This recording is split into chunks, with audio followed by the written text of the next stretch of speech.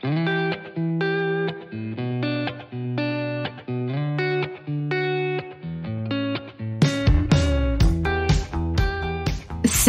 je suis Sandra et je te souhaite la bienvenue sur le podcast qui va te donner envie de réaliser tes projets et même tes rêves les plus fous. Notre mission, t'apporter de l'inspiration. J'échange avec des femmes qui ont osé s'écouter. Choix de vie audacieux, parcours atypique, projets fous, elles nous dévoilent tout sans filtre. L'idée, à travers chaque épisode, c'est d'adoucir tes peurs pour les remplacer par de l'audace et de l'enthousiasme. Du mouvement, du bruit, de la fumée, laisse-toi entraîner par les locomotives. Hello les filles, j'espère que vous allez bien. Aujourd'hui, j'ai envie de vous parler de santé mentale. C'est un sujet tout d'abord qui est hyper important et qui l'est d'autant plus pour moi de par mon histoire et mon passé. Donc pour rappel, quand j'étais salariée, vous le savez déjà, j'ai fait un burn-out sévère qui s'est mêlé à de l'anxiété généralisée, donc malaise, crise d'angoisse énorme, des maux physiques douloureux et vraiment flippants.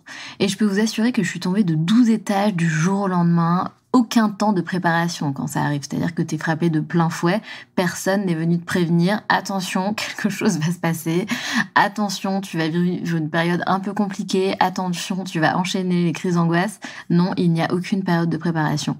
Et pourtant, avec du recul, je suis vraiment capable de comprendre à quel moment mon corps m'avait envoyé des signaux, qui à l'époque sont passés inaperçus, que j'avais pas du tout identifiés comme des signaux, on va dire, mais aujourd'hui je sais comprendre quels sont les signaux que mon corps m'envoie, je sais les identifier, je sais aussi les interpréter, parfois plus vite que d'autres, mais c'est quelque chose qu'aujourd'hui j'ai appris à faire.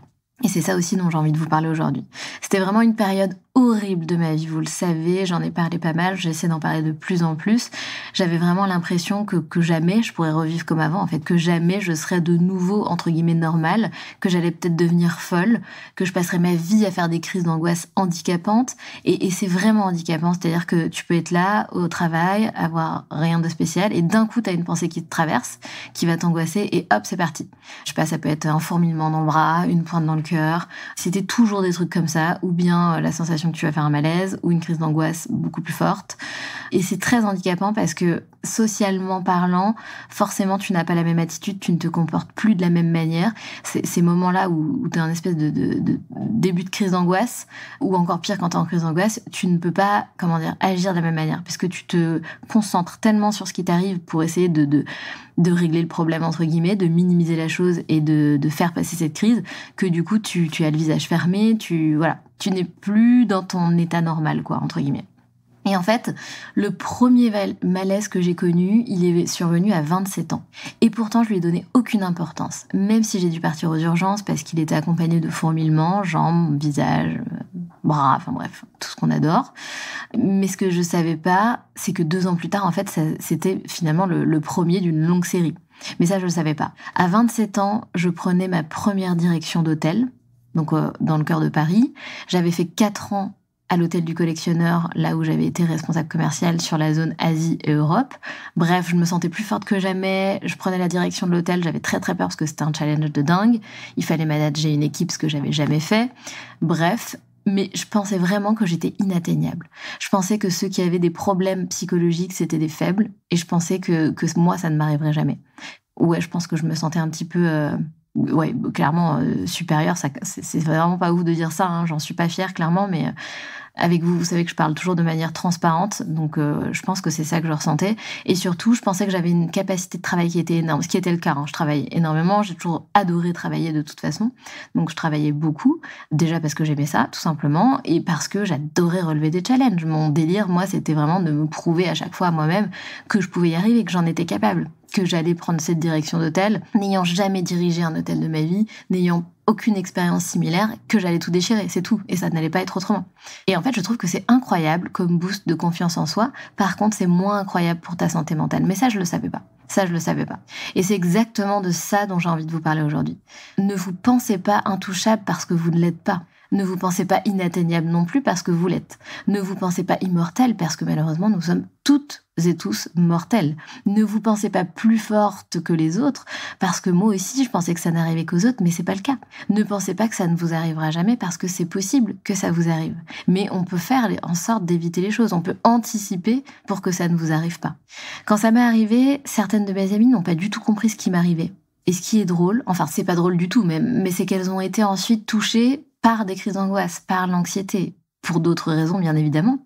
Mais encore une fois, je pense qu'elles ne pensaient pas que ça pouvait leur arriver à elles aussi. Déjà qu'elles comprenaient pas du tout ce que j'avais et ce qui m'arrivait, et c'était quoi mon problème en gros, je pense qu'elles ne pensaient pas que ça pouvait leur arriver. Parce qu'elles ne comprenaient pas en plus ce que c'était. Donc comme je vous le dis, ça peut arriver à n'importe qui, et encore une fois, ça arrive sans prévenir. C'est-à-dire que tu ne reçois pas une invitation par la poste qui te dit « Attention, dans 3 semaines, tu vas être touché par des crises d'angoisse ou par un burn-out ». Non, personne ne te prévient malheureusement. Et c'est pour ça que c'est intéressant justement d'anticiper pour éviter que tout ça nous arrive, tout simplement. Et même les personnes qui vous semblent aujourd'hui ultra fortes, ultra confiantes, elles sont peut-être aussi touchées par l'anxiété. Et même les hommes, c'est-à-dire que même les businessmen, les entrepreneurs de dingue, les chefs d'entreprise, etc., il y en a plein qui sont touchés par ça, qui sont touchés par l'anxiété, qui font des crises d'angoisse quotidiennement. Enfin, il y en a énormément. Et parfois, l'habit ne fait pas le moine, très clairement. Donc je tenais à vous parler de ça parce que c'est un sujet important et que ton énergie, c'est ton carburant. Et que malheureusement, si la majeure partie de ton énergie passe dans des crises d'angoisse ou dans ton anxiété, tu te doutes bien que tu auras forcément moins d'énergie pour faire ce que tu as vraiment envie de faire. Et si tu la laisses te détériorer, tu pourras moins avancer, voire plus du tout, parce que parfois, il faut prendre le temps de guérir. Et guérir, ça prend du temps, et c'est hyper important de prendre le temps de se soigner. Et c'est vrai, je suis d'accord avec vous, qu'avec les réseaux sociaux, on a tendance à se mettre une pression de malade, je le sais, parce que vous m'en parlez, parce que ça vous fout la pression, parce que vous aussi, vous voulez vivre votre best life comme sur les réseaux sociaux, parce que t'as peut-être envie de changer de job, changer de vie, de changer de ville, de changer de pays, d'habiter à côté de la mer, j'en sais rien, et que tu vois sur les réseaux toutes ces nanas, tous ces gars qui vivent soi-disant leur best life. Déjà, petit rappel, les réseaux, c'est pas la réalité. J'espère que ça, tu l'as intégré et que tu l'as compris. Et ensuite, tu n'as aucune idée de leur santé mentale. Vraiment, ça veut vraiment rien dire. Et je pourrais te donner tellement d'exemples, ça ne veut absolument rien dire. Par contre, toi, tu as le pouvoir de te concentrer sur toi, sur tes besoins, sur ton énergie, sur ta santé mentale. Alors concentre-toi sur ton bonheur et préserve ton rythme de vie. Et c'est moi qui dis ça. Lol. S'il y en a certaines qui me suivent au quotidien sur Instagram, vous savez que je suis pas toujours la meilleure pour ça, pour préserver mon rythme de vie, même si j'essaie vraiment de le faire au mieux. Mais effectivement, j'ai des périodes où je suis pas très forte là-dedans, clairement. Mais je sais aussi que je pourrais bosser encore plus, mais je le fais pas. Parce que sinon, je vais aller droit dans le mur. Je sais que je vais m'épuiser, je sais que je vais potentiellement refaire des crises d'angoisse. Donc non, je le fais pas. Donc oui, j'accepte aussi d'avancer à mon rythme. Je suis aussi maman. Donc je peux pas avancer au rythme d'une nana qui a 10 ans de moins que moi, qui a pas d'enfant. C'est pas possible. Et ça, je l'accepte aussi. Et c'est OK. Et c'est comme ça. Et ça aussi, il faut l'accepter. Si tu es maman aujourd'hui, il faut aussi accepter que t'as d'autres priorités à gérer et t'as créé des êtres humains, donc c'est juste incroyable. Enfin moi perso, je suis la plus heureuse du monde et la plus fière du monde d'être maman d'un petit gars aussi incroyable, aussi merveilleux, et qu'on est notre petite famille, et c'est juste complètement dingue, et c'est probablement le plus beau projet de vie, un des plus beaux projets de vie. Donc ce qui compte, c'est vraiment d'aller à ton rythme et de préserver ton bonheur. Si tu t'es fixé des objectifs, c'est très bien. Reste focus, sois organisé et efficace, mais pas besoin de te mettre une pression de malade. Si t'es comme moi, t'auras tendance à te mettre une pression de malade. Enfin voilà, moi c'est quelque chose sur lequel j'ai vachement travaillé, le lâcher prise. Et que de toute façon, ce qui est important, c'est d'être dans l'action. Et le truc de se mettre une pression de malade, ça peut même avoir un effet totalement inverse, c'est-à-dire te bloquer et te pétrifier face à cet objectif qui te semble énorme. Et du coup, là, c'est arrêt sur image, tu n'arrives plus à avancer. Donc c'est quand même dommage de se retrouver là. Il vaut mieux, comme je vous l'ai toujours dit, avancer petit pas par petit pas. Mais clairement, encore une fois, sois dans l'action. Ne sois pas juste dans la visualisation de ton objectif, de la vie dont tu rêves, mais voilà, sois quand même dans l'action, avance petit pas par petit pas, tout en te préservant, tout en avançant à ton rythme. C'est OK, on s'en fout. Est-ce que tu es heureuse aujourd'hui? Oui. Bon, c'est ça qui compte. Et est-ce que tu seras peut-être plus heureuse encore le jour où tu auras atteint tes objectifs? Peut-être, c'est super, mais avance à ton rythme. Les autres, on s'en fout. Est-ce qu'ils sont heureux? T'en sais rien. Bon, l'important, c'est vraiment de te demander si toi, aujourd'hui, tu es heureuse. Malgré le fait que peut-être que tu n'aimes plus ton job, etc., et que tu rêves de changer de vie, est-ce que ça t'empêche d'être heureuse aujourd'hui? C'est ça qui est aussi important de se demander, et surtout de ne pas faire en sorte que ta situation se détériore, que ta santé mentale se détériore. Au mois de décembre, je devais aller à Paris comme chaque mois et j'ai senti une énorme boule dans mon ventre. Et dès que je ressens que mon corps me parle, je sais que je dois l'écouter. Je suis allée chercher au fond de moi les réponses. Pourquoi est-ce que j'ai cette boule au ventre vis-à-vis de ce voyage à Paris? Et en fait, la réponse, en allant chercher, en essayant de comprendre quelles étaient les pensées qui suscitaient cette boule au ventre, pourquoi je me sentais comme ça, en fait, la réponse, c'est que j'avais qu'une envie, c'était de rester chez moi, auprès de mon fils et de mon mec, que je me sentais triste après l'épreuve familiale qu'on avait traversée. Et j'avais tout simplement envie de rester dans mon cocon et d'être auprès des gens que j'aime. Et j'avais envie de mettre mon énergie là-dedans, en fait. J'avais pas envie d'aller à Paris, j'avais pas envie de faire des rendez-vous, j'avais pas envie. Même si j'adore y aller tous les mois à Paris, vraiment, j'adore. Et je me force absolument pas. Sur ce mois de décembre-là, ce n'est pas ça dont j'avais besoin. Et ce n'est surtout pas ça dont j'avais envie. Et à contrario, il fallait que je me préserve, il fallait que je sois avec les miens. J'avais envie d'être auprès de mon fils, j'avais envie d'être avec lui, j'avais pas envie d'être loin, ouais, exactement. J'avais envie d'être près d'eux, tout simplement. Alors oui, j'ai annulé mes rendez-vous, vraiment, littéralement, la veille du départ.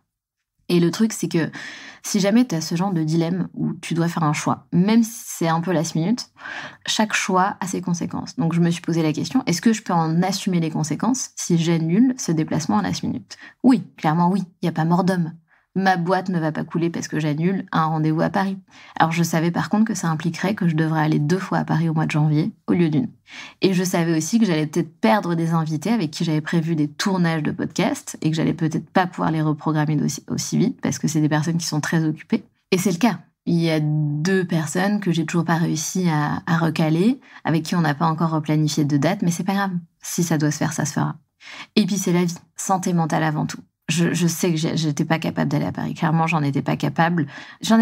Donc ça sert à rien de forcer les choses. En plus, c'était quoi l'objectif ? Tu forces les choses, finalement, tu fais mal tes rendez-vous, tu fais mal tes interviews, tu fais mal ton taf, surtout que j'avais quand même des trucs importants à gérer. Donc ça sert à rien. Autant replanifier, même si ça te met un petit coup de jus dans une période future, mais préserve ton énergie au moment où tu en as besoin. Et le mieux encore, c'est d'éviter de se retrouver dans une situation comme ça et de préserver son énergie tout le temps, au quotidien, en fait. Mais c'est pas évident.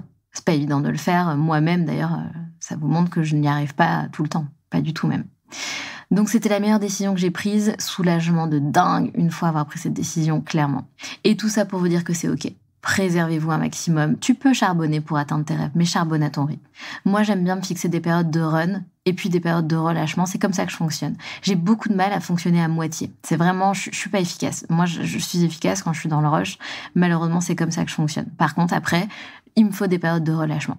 Tu vois, par exemple, je vais me dire, je pars en vacances de telle date à telle date. J'ai 4 jours au mois de mai où je pars à la montagne. Voilà, c'est des objectifs de relâchement. En gros, je peux pas y déroger et je sais que j'ai de telle date à telle date un moment où je travaille pas. Et si je fais pas ça, le truc, c'est que je m'arrête jamais de travailler. Donc, pour moi, c'est une très bonne manière de fonctionner où tu te mets des dates, tu te fixes des moments, des week-ends prolongés, j'en sais rien, des semaines, où tu es en vacances. Voilà, des vacances, c'est pas automatique quand on est entrepreneur, on le sait. Bien au contraire, on prend pas assez de vacances, mais du coup, il faut vraiment se forcer à se fixer des petits objectifs vacances, relâchement. Et voilà, et comme je disais, moi, pour ma part, c'est vraiment comme ça que je fonctionne. J'arrive pas à fonctionner à moitié, sinon je suis pas efficace. Donc, période de run et ensuite période de relâchement. Pour terminer cet épisode, j'aimerais qu'on fasse un petit exercice là tout de suite ensemble et j'aimerais que tu te demandes ce que tu ressens là, maintenant, au fond de ton ventre. Est-ce que tu es stressée ? Est-ce que tu es anxieuse ? Est-ce que tu as une boule au ventre ? Ou est-ce que tu es plutôt libre, sereine ? Et si tu ressens une émotion plutôt négative, essaie d'aller chercher la cause de cette émotion. Chaque émotion est déclenchée par tes pensées. Alors, quelle pensée, selon toi, suscite cette émotion-là, aujourd'hui, que tu ressens ? Et si cette émotion est négative, ne détourne pas l'attention. Si ton corps te parle, écoute-le. Vraiment, c'est ton meilleur ami, c'est ton meilleur outil, c'est ton best friend forever. Alors, écoute-le. Je te dis à mardi prochain pour un épisode invité. Salut!